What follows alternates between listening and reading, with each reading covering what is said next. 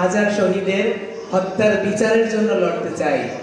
নিজের জীবনকে সেই 1000 শহীদের হত্যার বিচারের জন্য উৎসর্গ করে দিতে চাই।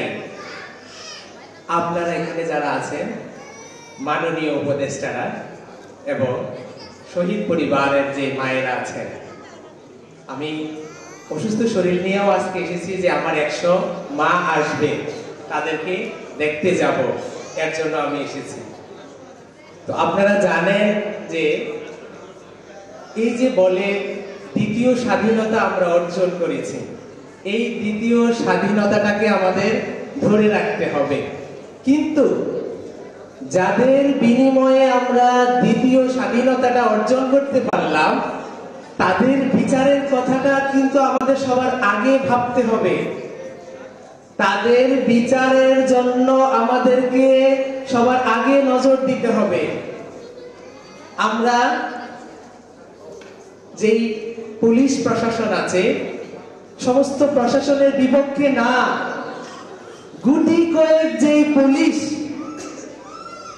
এই 1000 মায়ের সন্তানকে হত্যা করেছে, প্রায় 20,000 ভাইকে পঙ্গু করেছে, সেই গুটি কয়েক পুলিশকে, এই পুলিশের জন্য কেন সমস্ত পুলিশ প্রশাসন নিজের শরীরে বদনাম নিচ্ছে, এলিগেশন নিচ্ছে, আমি বুঝতেছি না। আমি প্রিয় সাংবাদিক ভাইয়েরা, আপনাদের মাধ্যমে আমি আইজিপি স্যার, কমিশনার স্যার, স্বরাষ্ট্র উপদেষ্টা এবং আইন উপদেষ্টা মহোদয়কে বলতে চাই যে যারা এই মায়ের সন্তানদের বুকে গুলি চালিয়েছে তারা পুলিশ না, তারা পুলিশ লীগ। সেই পুলিশ লীগকে আইনের আওতায় আনতে, ধরতে, গ্রেফতার করতে, বিচারের সম্মুখীন আনতে কেন এত কপটতা চলতেছে আমি জানি না। সচিবালয়ে আগুন লেগেছে, সমস্ত উপদেষ্টারা তা নিয়ে বক্তৃতা দিয়েছেন, স্পিচ দিয়েছেন, কিন্তু এই যে 1000 মায়ের বুকে আগুন জ্বলতেছে, আজকে দুঃখ লাগে কোন উপদেষ্টারা বিচারের জন্য মুখ খুলেননি।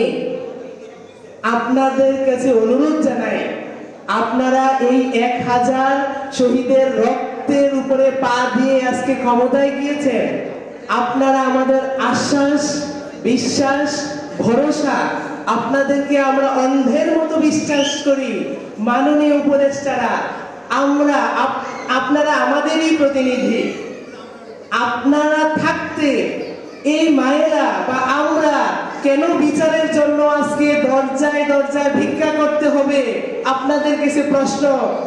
প্লিজ মাননীয় উপদেষ্টারা, আপনারা আছেন, আপনাদের কাছে আমরা অনুরোধ জানাই, আপনারা বিচারের দিকে একটু মনোযোগ দিবেন।